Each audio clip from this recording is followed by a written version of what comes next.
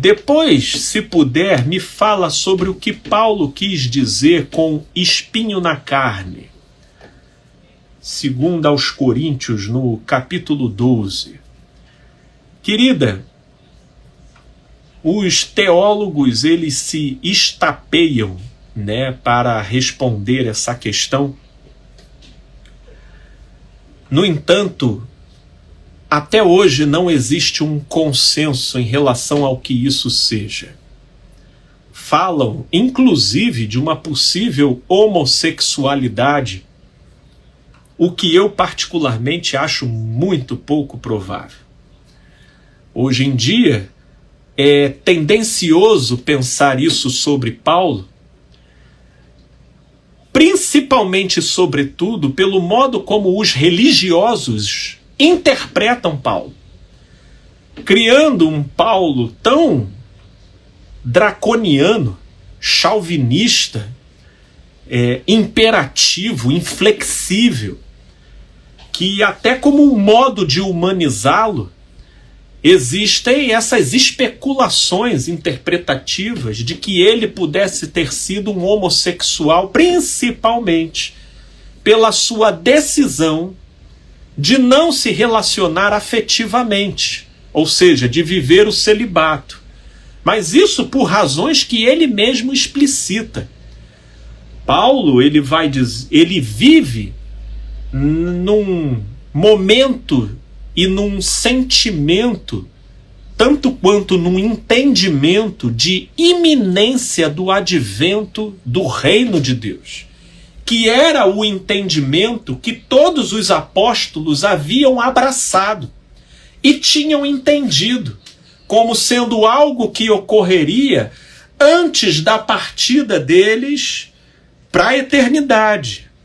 Então Paulo, tendo abraçado essa causa, ele entendia que se ele se casasse, né, e tanto também por outro lado, o ingresso do evangelho naquele mundo, no modo como estava estabelecido, era algo que provocava tanta reatividade negativa, de perseguição, de preconceitos e de toda sorte de perversão, expoliação, agressão e violência perpetrada contra os do caminho, os que advogavam essa fé. Então não era fácil, principalmente, você ser um defensor e um propagador das verdades do Evangelho. E para ele se envolver com uma mulher, inevitavelmente os seus inimigos, e não porque ele semeasse inimizades, mas daqueles que gratuitamente enxergavam Paulo como uma ameaça, certamente cairiam em cima de quem quer que Paulo se envolvesse, como forma de retaliá-lo.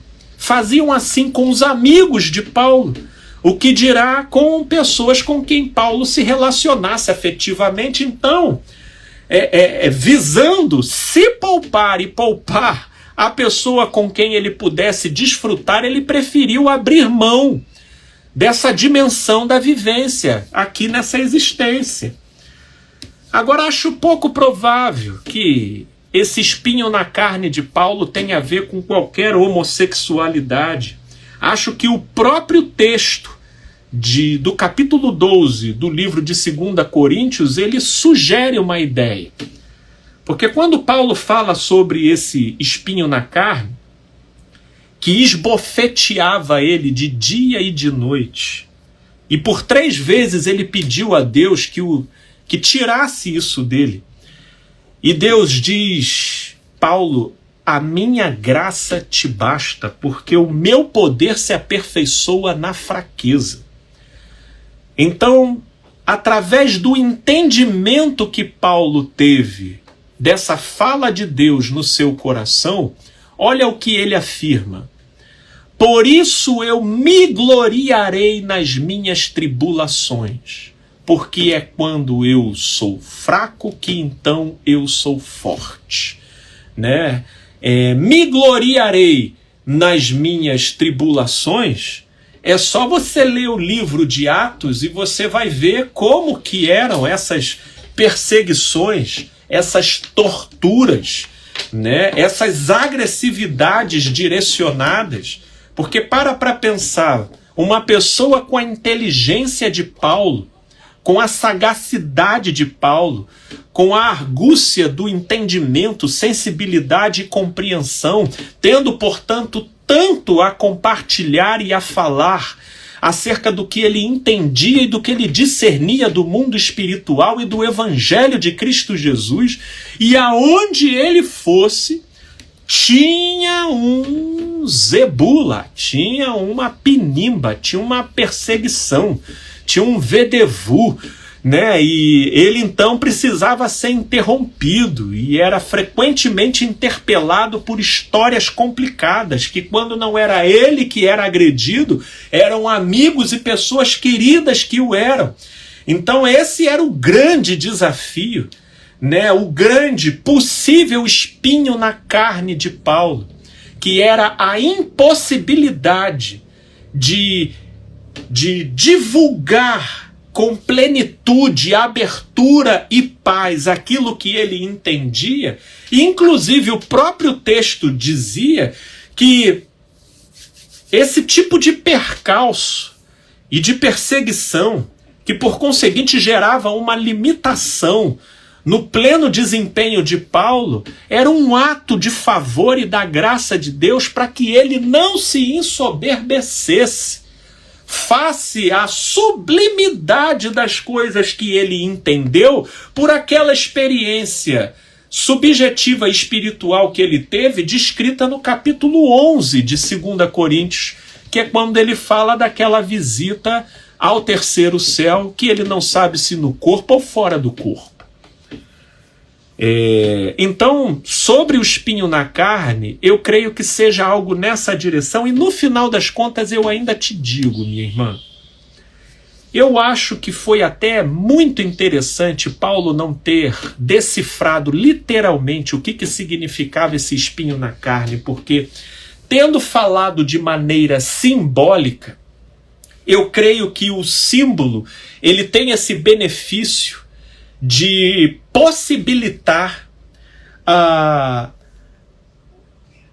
vamos dizer assim, diversos encaixes nas mais diversas situações e contextos, sem todavia perder a essência da questão. Porque se Paulo falasse que o espinho na carne dele era a perseguição que ele sofria, isso diretamente, então quem não é necessariamente perseguido não iria se identificar com a palavra de Paulo. Mas porque Paulo fez uma colocação simbólica, utilizando o simbolismo de um espinho na carne, então muita gente que passa pelas mais diversas dificuldades consegue se identificar com aquilo que Paulo estava querendo comunicar como uma mentalidade associada ao Evangelho da Graça. Então, eu acho positivo Paulo ter falado ter reportado a sua própria fraqueza e dificuldade de modo simbólico, para que, de uma certa forma, cada um de nós, na singularidade da nossa própria dificuldade e fraqueza, a gente possa entender que é na fraqueza que o poder de Deus se aperfeiçoa em nós. E que muitas vezes estamos nós pedindo a Deus para nos mudar e nos transformar, nos levando para uma outra condição. E isso apenas para atender uma estética da moral dos homens, da cultura dos homens, quando na verdade a gente não precisa ser nada além daquilo que Deus sabe que a gente é. E é nessa limitação e nessa fraqueza que o poder de Deus se aperfeiçoa.